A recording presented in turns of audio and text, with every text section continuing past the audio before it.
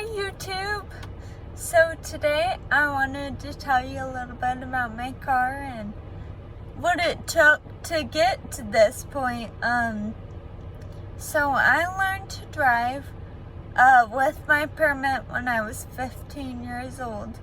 I learned how to drive with my feet and everything was normal, and I got licensed and I was super pumped to be driving.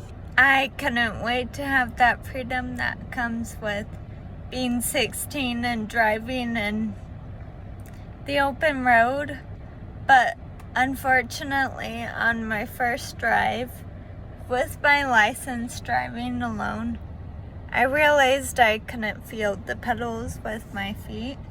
I had always been relying on the person next to me to gauge my speed, and I couldn't feel the pedals with my own feet. That's a side effect of FA. It's called neuropathy. I have trouble feeling with my legs. So that first drive, I came home and I was like, no more. I'm not driving like this anymore. I can't. If I continue to do so, I'm not going to stop until something bad happens. So I stopped right then and there. So we continued to learn to drive with hand controls. If anyone lives in Arizona, 2 great places to go to learn to drive if you have any disability, but especially if you need hand controls. They're called Driving to Independence. That one is in Tempe, Arizona, and the other one is called Drivable Solutions, and that one is in Glendale, Arizona. And I've been to both. They're really fantastic, both of them. They're super friendly. They'll find what works for you. So I went there when I was probably like 16 and a half, maybe 17. I started learning to drive with hand controls. That was really awesome. I loved it. I felt so much safer and just more comfortable and reliable. And sorry, there's a really pretty bird that flew by that distracted me. But yeah, it was a really good experience and I felt a lot more secure in my driving ability. So I passed driver's ed and everything was good. I should have continued to go get my driver's license from that point. But I went to college because I was 18 years old and we just kind of forgot about it. So we never pursued it until about a year later when I was 19. And they were like, well, it's been too long, so you need to redo it again. So for the third time, I went through driver's ed and learned again to drive with hand controls. And I passed and everything, got licensed. And then another tidbit, I work with this organization called Vocational Rehabilitation. They are a national program. There is a organization of them in every state. They may have differences, but the one in Arizona, we paid for my car, but Voc Rehab, they paid for the modifications, which were more than the actual car itself. So that took a while to go through that whole process. Probably took about 7 months. So it took 3 months in driver's ed and then 7-ish months to get my car. through voc rehab, and then I had to wait a few more months for it to get modified. So it probably took a full year, that process. And I've been driving now for 3 years because I got my car when I was 21 and I'm 24 now. So yeah, it's really awesome, and it's hard. I do have limitations. I don't drive on the freeway. It scares me. It's too busy.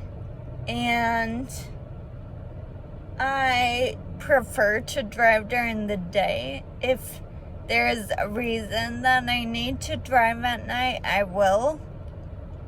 But if it's like just I need to go to the store, I'll wait for the next day to drive during the day. I don't drive super far, and I don't drive for a long time. Like, the furthest I've driven round trip was probably 50 miles, and I don't really exceed that. It's mainly in town driving, but you know, it's really great because my disease, unfortunately, is progressive, so I may not always have the ability to drive like I do now. So I'm really enjoying it and taking it in while I do have it. So let me show you some of my modifications now. This is my steering wheel, and firstly, it has what's called reduced effort. Super easy to turn the wheel. You can do it with one finger. And because it was too easy, they put on this counterbalance, which is like 2 pounds. So it just makes the wheel a little bit heavier. And I drive with one hand because my other hand is on my hand control. So it kind of just centers it out, you know, driving with one hand. And then my hand control right here, it's pretty awesome. So you grab onto it like this, and you press forward to brake, and then you crank it down to accelerate.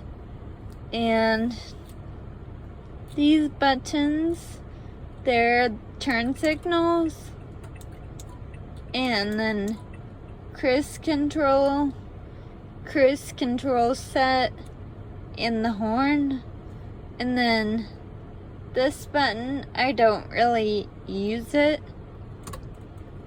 but it's to lock the actual hand control on brake. So if you're sitting at a red light and you don't want to hold it like this, you can just engage that button and it holds it back on brake. You guys a little bit how I drive. See, I have one hand on the spinner knob, the other on my hand control, and it just kind of works for me. I don't have to think about controlling one hand or the other. It's natural, just like how driving should be.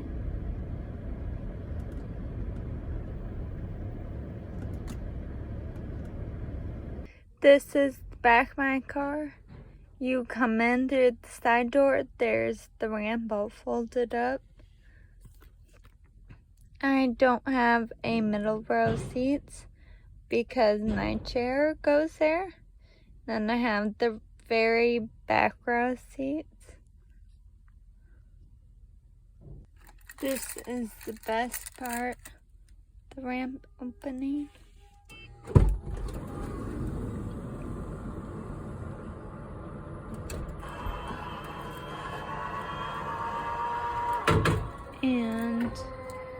I just click this button on my remote.